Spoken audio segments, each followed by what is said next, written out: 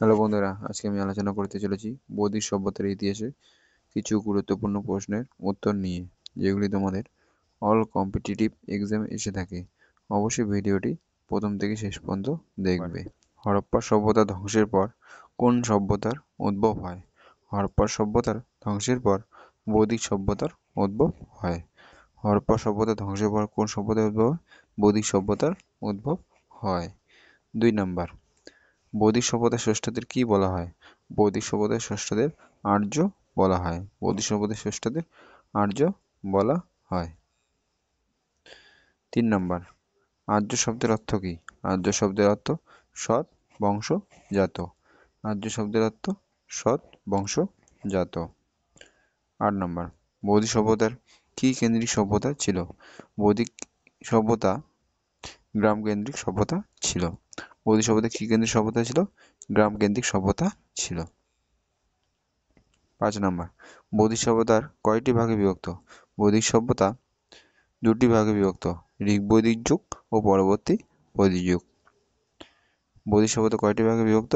2টি ভাগে বিভক্ত, ঋগ্বৈদিক যুগ ও পরবর্তী বৈদিক যুগ।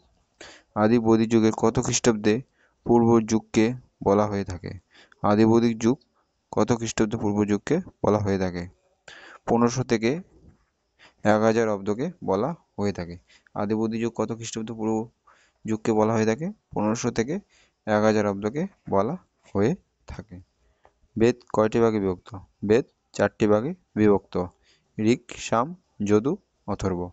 বেদ কয়টি ভাগে বিভক্ত? 4টি ভাগে বিভক্ত, ঋক, সাম, যদু, অথর্ব। 8 নাম্বার, বেদের মধ্যে সবচেয়ে প্রাচীন বেদ কোনটি? বেদের মধ্যে সবচেয়ে প্রাচীন বেদ ঋগ্বেদ। বেদের মধ্যে সবচেয়ে প্রাচীন বেদ ঋগ্বেদ। 9 নাম্বার, ঋগ্বেদের সূক্তগুলি কিসের আকারে লেখা থাকতো? ঋগ্বেদের সূক্তগুলি ছন্দে বাঁধা ও ঋকের সমষ্টির আকারে লেখা থাকতো। ঋগ্বেদের সূক্তগুলি কিসের আকারে লেখা থাকতো? ছন্দে বাঁধা ও ঋকের সমষ্টির আকারে লেখা থাকতো। 10 নম্বর, ঋগ্বেদে মোট সূক্ত কতগুলি? ঋগ্বেদে মোট 1028টি সূক্ত ও 10টি মণ্ডলে বিভক্ত ছিল। ঋগ্বেদে মোট 1028টি সূক্ত ও 10টি মণ্ডলে বিভক্ত ছিল।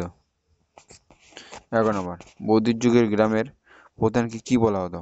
বৌদ্ধিক যুগে গ্রামের প্রধানকে গ্রামানি বলা হতো।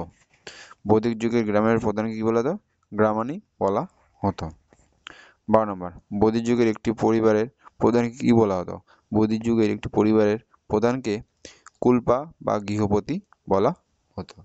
13 নম্বর, বেদত্রয়ী কাকে বলা হয়? বেদত্রয়ী ঋক, সাম, যদু একত্রে বেদত্রয়ী বলা হয়ে থাকে। কাকে বলা হয়?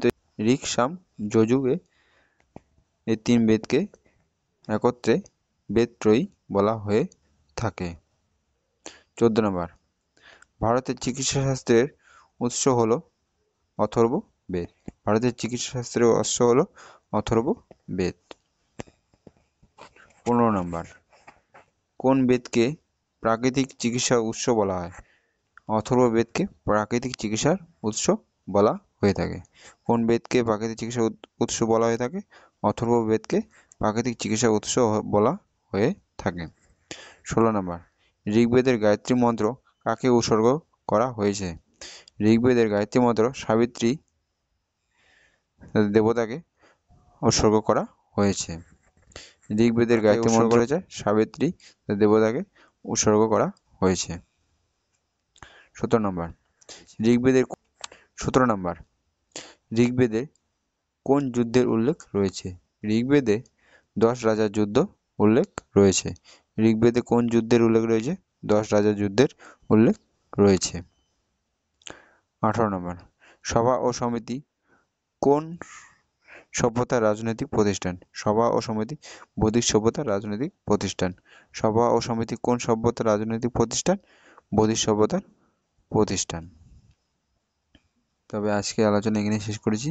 যদি ভিডিওটি ভালো লেগে থাকে অবশ্যই একটি লাইক ও চ্যানেলটি সাবস্ক্রাইব করে দেবে ও বন্ধুদেরকে শেয়ার করবে। আর সুস্থ থাকবে, ভালো থাকবে, চ্যানেলের সাথে থাকবে। Thank you.